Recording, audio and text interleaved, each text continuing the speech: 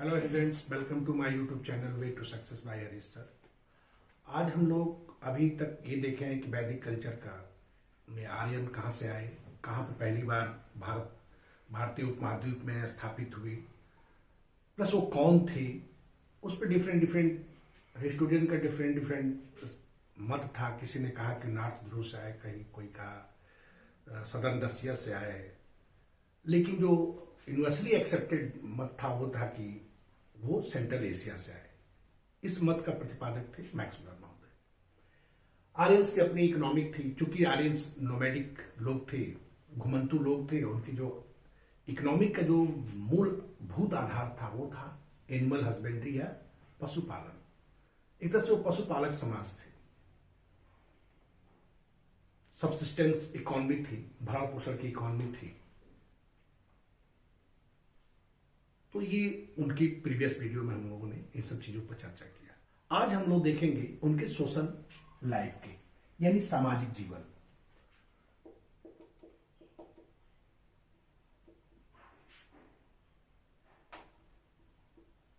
यानी वैदिक पीरियड की वैदिक सोसाइटी का सामाजिक जीवन।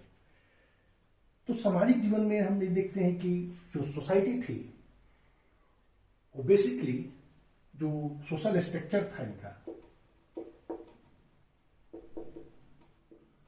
वो आधारित था किनशिप पर। यानी जो सामाजिक संरचनाएं थी वो आधारित था उनका किनशिप पे, यानी ब्लड रिलेटेड लोगों से होता था, नातेदारी से था। और जो एक इंडिविजुअल की पहचान होती थी,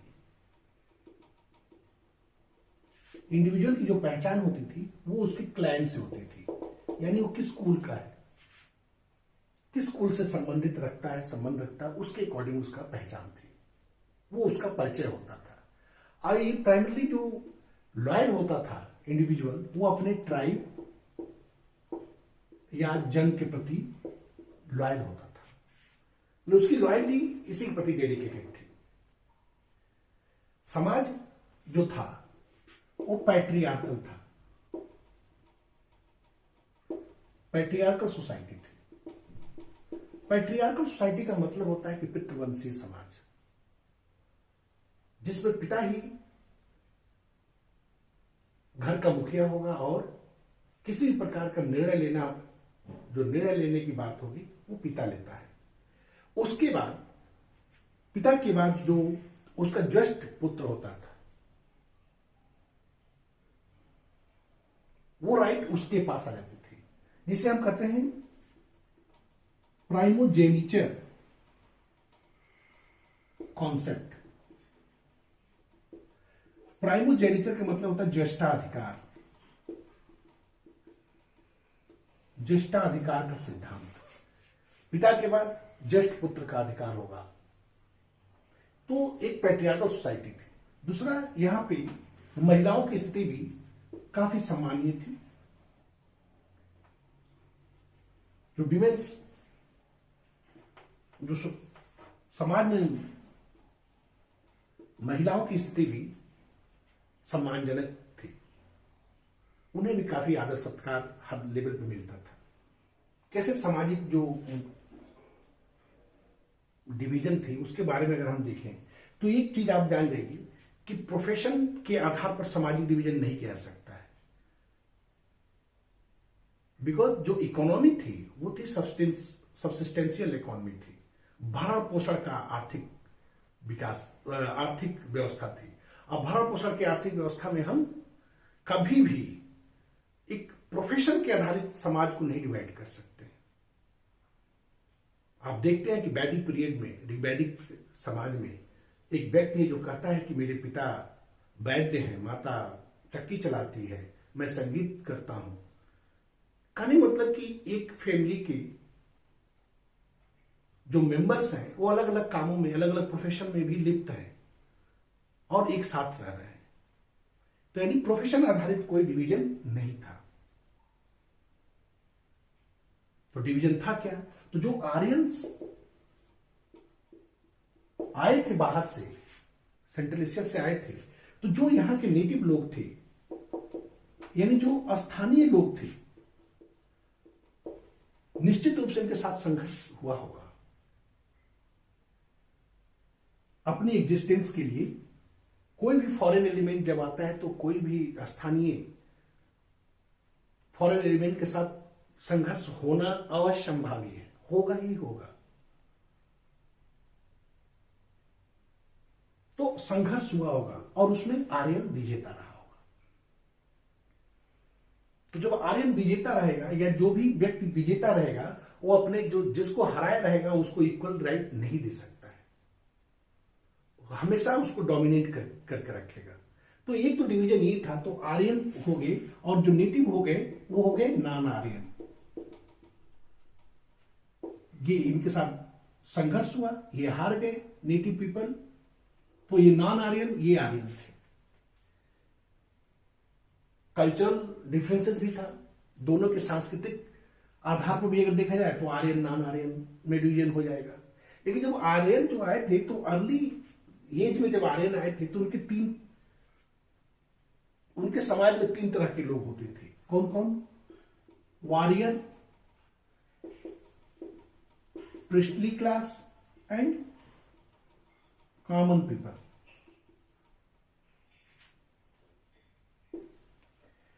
वॉरियर कौन होते थे? डिफेंडर, जो युद्ध करते थे, जो अपने जन के लिए अपने कुल के लिए युद्ध करता था, वो होता था डिफेंडर। प्रिस्टली क्लास जो होता था पुरोहित, जब युद्ध करने जाता था ये व्यक्ति तो इसके लिए ये मंत्रों का उच्चार करता था, उसके विजेता होने के लिए मंत्रों का उच्चार करता था, अपने मंत्र शक्ति से इसको विजेता बनाने की पूरा प्रयास करता था। और जो थर्ड होते थे वो था कॉमन पीपल, सामान्य लोग, जो कि इन्वॉल्व होते थे किसमें? एग्रीकल्चर, एनिमल हस्बेंड्री, ट्रेड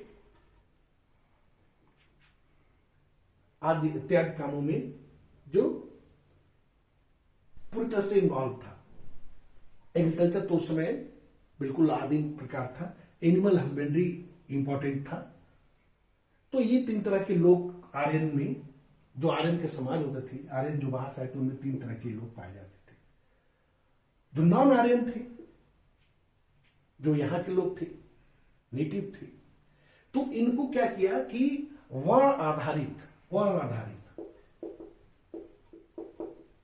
जिसे हम वर्ण सिस्टम कहते हैं, वर्ण आधारित डिवीजन।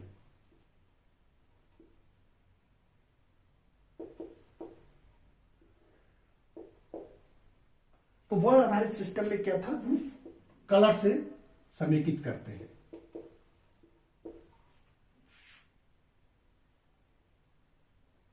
प्राइमरली क्या था? कल्चर यानी सांस्कृतिक रूप से डिवीजन था, और सेकेंड जो स्किन कलर था उनका, उसके आधार पर उन्होंने डिवाइड कर दिया। डिवीजन कैसे हुआ कलर आधारित पे? 2 तरह से हो गया। एक थे आर्यन, जी व्हाइट पीपल, और दूसरे नॉन आर्यन, जो यहां के इंडिजिनस पीपल थे, ब्लैक पीपल, यानी श्याम वर्ण के लोग।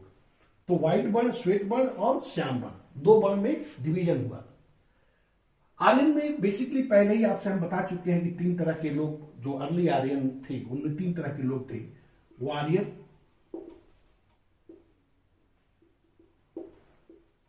फिर से प्रिस्ट एंड थर्ड कॉमन। ये 3 तरह का डिवीजन था। और सेकेंड ब्लैक में जो विजेता थे, इनको श्याम वर्ण बना के इनको हम कहते हैं दास और दस्यु।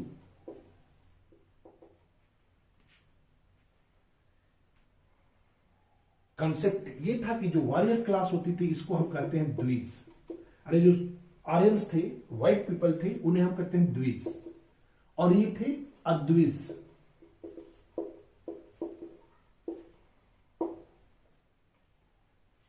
ऋग्वेद में मेंशन है कि ये द्विज, आर्यंस अपने आप को द्विज कहे, और जो श्याम वर्ण के लोग थे, नॉन आर्यन थे, उन्हें अद्विज कहा गया। अब द्विज होता क्या है? तो द्विज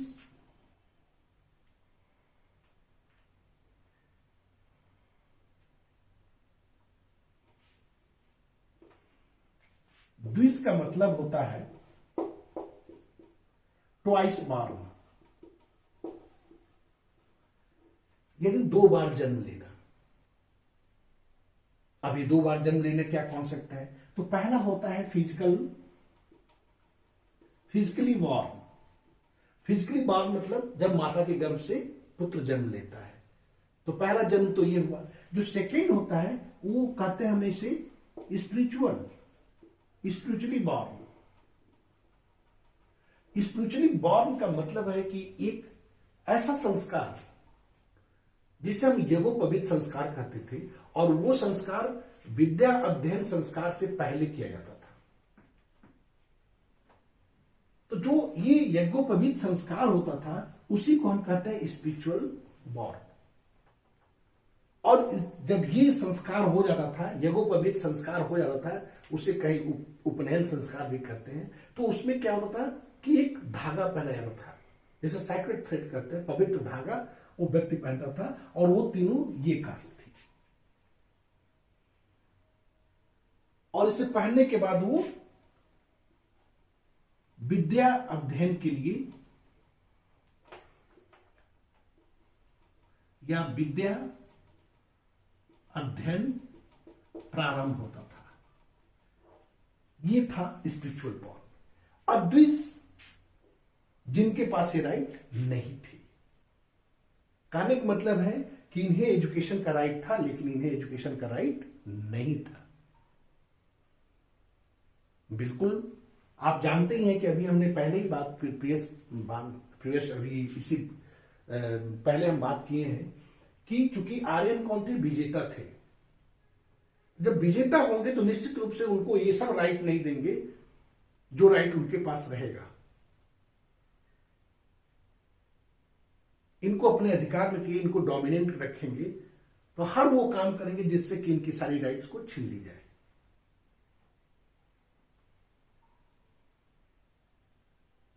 अब इनको पढ़ने का अधिकार नहीं था, तो निश्चित रूप से ये कौन क्लास हो जाएगा? सर्विस क्लास हो जाएगा, सेवा देने वाला, सेवा करने वाला।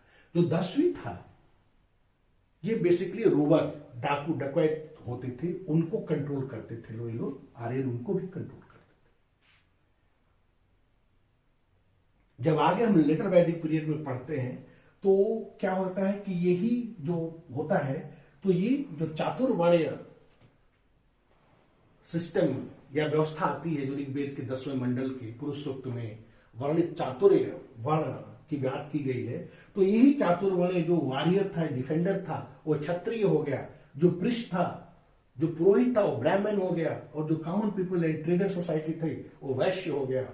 और ये शूद्र वर्ण हो गया।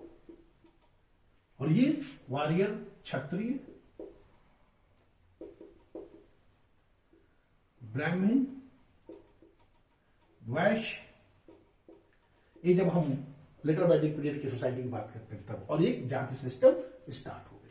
लेकिन ये लेटर वैदिक पीरियड में, उत्तर वैदिक काल में, यहां पर ये द्विज और अद्विज आप समझ गए। अब हम बात ये करते हैं कि इस समय का वीमेन स्टेटस और मैरिज। तो इस प्रकार जो सोसाइटी थी वो आपके सामने आर्य और आर्यन में डिवाइड थी। आर्य में जो 3 लोग थे, वॉरियर क्लास था, प्रिस्टली क्लास था, कॉमन पीपल था, और एक दास्यु, दास या दास्यु, ये वर्ग था। अब हम देखते हैं उस समय की, यानी वैदिक पीरियड की महिलाओं की स्थिति।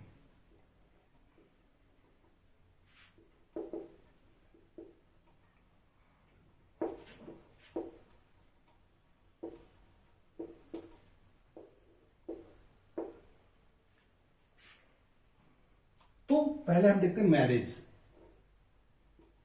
मैरिज का मतलब क्या होता है? तो मैरिज का मतलब होता है, केवल एक सीधी बात आप जान लीजिए कि विवाह संस्कार क्यों किया जाता है।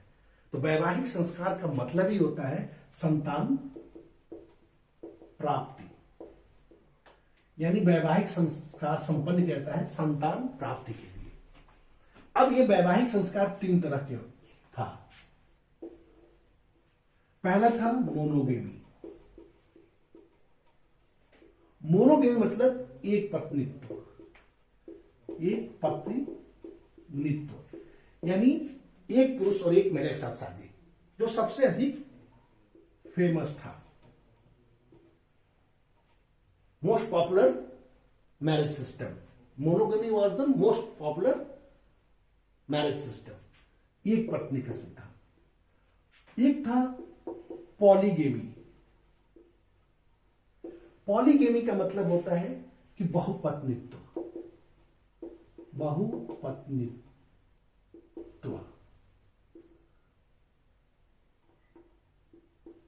यानी एक व्यक्ति कई महिलाओं से शादी करना। और ये बेसिकली ये जो पॉलीगेमी का जो संस्कार था, या जो इस तरह की जो शादी होती थी, वो बेसिकली बड़े लोगों के साथ होती थी, जो एफ्लुएंट फैमिली थी, जो कबीला के सरदार हो सकते थे। ये एक साथ 3-3, 4-4 महिलाओं के साथ शादी करता था। तो ये क्या था, ये था समाज में इस तरह की शादी, लेकिन बहुत प्रचलन में नहीं था। जो राजा महाराजा होते थे, आज भी होते हैं, अब आज तो नहीं कर सकते हैं, लेकिन पहले जो राजा महाराजा होते थे वो शादी करते थे। और आज क्या करते हैं कि शादी तो एक ही करते हैं, बाकी इधर उधर अपना आप समझ ही सकते हैं, एक्स्ट्रा मैरिटल जिसे कहा जाता है। तो आज एक्स्ट्रा मैरिटल के नाम पर रख सकते हैं, शादी के साथ नहीं। तो बहुपत्नी। एक होता है पॉलीएंड्री। पॉलीएंड्री का मतलब होता है बहुपतित्व, एक महिला की कई हस्बैंड। तो पॉलीएंड्री का एक ही उदाहरण मिलता है, जैसा कि देखे हैं आप, जो पांडव के साथ था, द्रौपदी की 5 पति। ये होता नहीं था, ये रेयर था, लेकिन ये पॉलीगेमी होता था, प्रचलन में कम था। अब मोनोगेमी सबसे फेमस मैरिज इंस्टीट्यूशन था, या मैरिज सिस्टम था। फिर से इस समय जो बाल विवाह था, चाइल्ड मैरिज, ये नहीं होता था। No, child marriage was not in prevalent, ये प्रचलन में नहीं था। डॉरी यानी दहेज प्रथा प्रचलन में नहीं था। पर्दा प्रथा प्रचलन में नहीं था। कहने का मतलब है कि समाज में महिलाओं की स्थिति सम्मानजनक थी। महिलाओं को राइट्स, बहुत सारे राइट्स मिले हुए थे। वो अपने हस्बैंड का चुनाव कर सकती थी, उनके पास ये राइट था। उनके पास राइट था कि वो एजुकेशन ले सकती थी, एजुकेशन का राइट था। वो ट्राइबल जो पॉलिटिकल सिस्टम था उसमें पार्टिसिपेट कर सकती थी। तो महिलाओं के पास तमाम अधिकार थे। अधिकार क्या था? वो अपने हस्बैंड का चुनाव कर सकती थी, उनके पास शिक्षा का अधिकार था। वो जो सभा समिति नामक ट्राइबल असेंबली थी, एक राजनीतिक संस्था थी जो राजा का चुनाव करती थी, राजा के कार्यों को कंट्रोल करती थी, इनमें वो पार्टिसिपेट भी करती थी। कहने का मतलब कि जो आज के सोसाइटी में, आज के समाज में हम विमेन एम्पावरमेंट के नाम पे कर रहे हैं, ये ऑलरेडी वैदिक सोसाइटी में एग्जिस्ट करता था। महिलाओं को सारे अधिकार थे। जिस अधिकार को आज हम कॉन्स्टिट्यूशन में अमेंड करके दे रहे हैं, वो अधिकार ऑलरेडी वैदिक पीरियड में प्रिवेल हो रहा था, चल रहा था। विमेन के पास एजुकेशन का अधिकार था। एजुकेशन में आप देखते हैं कि उस समय जो एजुकेटेड जो महिलाएं थी, उसमें कुछ ऐसी महिलाएं थी जो ऋषि के रैंक के बराबर थी, यानी विद्वान थी, वो विदुषी थी, जैसे अपाला, घोषा, विश्वारा। ये वो महिलाएं थी जिनका रैंक, जिनका पोजीशन पद प्रतिष्ठा बिल्कुल ऋषि के समान होता था, क्योंकि ये मंत्रों का निर्माण करते थे। कंपोजर ऑफ मंत्रा चैंट, ये मंत्रों का निर्माण करते थे। धार्मिक अवस्था में तर्क वितर्क करते थे। तो ये वीमेंस का अधिकार, राइट था, उनका सम्मान था। दूसरा, right to participate in tribal assembly like Sabha and Samiti. वो जो प्रोटो डेमोक्रेटिक सिस्टम था, जो आज हम डेमोक्रेटिक सिस्टम की बात कर रहे हैं, कि सभा समिति एक तरह से just like Rajya Sabha and Lok Sabha. तो जो हम बात कर रहे हैं आज सभा समिति, वो कि महिलाओं को 33% आरक्षण दिया जाए, यहां दे दिया जाए, वो कर दिया जाए, उनको ये राइट दे दिया जाए, ये राइट ऑलरेडी प्रिवेल हो रहा था वैदिक पीरियड में, उसमें चल रहा था, हो रहा था।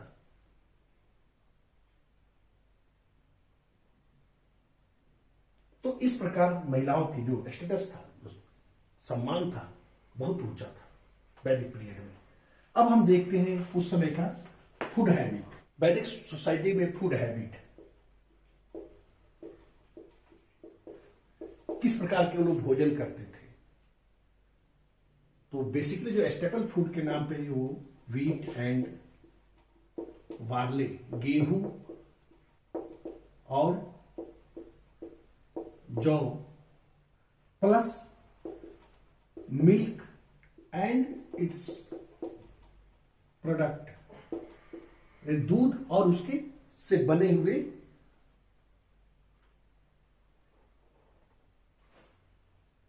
भोजन, जैसे घी, दही, प्लस उसमें मांसाहार भी काफी होता था, शाकाहार मांसाहार दोनों था। इसमें अगर इनको देखते हैं, wheat, barley, vegetable and fruits, staple food था उनका। और मांसाहार भी था, मांसाहार के लिए गोट, ऑक्स, बैल, बफलो एंड सीप, ये सबको पाए जाते थे। और इनकी स्लाटर भी होता था, इनकी कटाई भी होती थी, कटिंग भी होती थी बड़े मात्रा में आहार के लिए। लेकिन काऊ, इसे आप जानते हैं, किसे हम अघन्या कहते हैं, यानी जिसकी हत्या या जिसका वध न किया जा सके। ये एक पवित्र पशु था और इसकी हत्या वर्जित था। हत्या करने पर इसको पनिशमेंट मिलता था। तो ये तो उनका फूड हैबिट था। तो इस प्रकार आप लोगों ने देखा कि वैदिक सिस्टम का जो वर्ण विभाजन किस आधार पर था। वर्ण विभाजन आपने देखा, प्लस विमेंस का स्टेटस देखा, मैरिज का सिस्टम देखा। हमें आशा है कि आप लोगों को वीडियो समझ में आई होगी। और अगर कोई क्वेश्चन आपके दिमाग में उठता है तो कमेंट बॉक्स में जाके कमेंट कर दीजिएगा। जो नेक्स्ट वीडियो आएगा उसमें जो इसके रोटी कपड़ा मकान वाली पद्धति था वैदिक पीरियड में, वही बताएंगे। Thank you.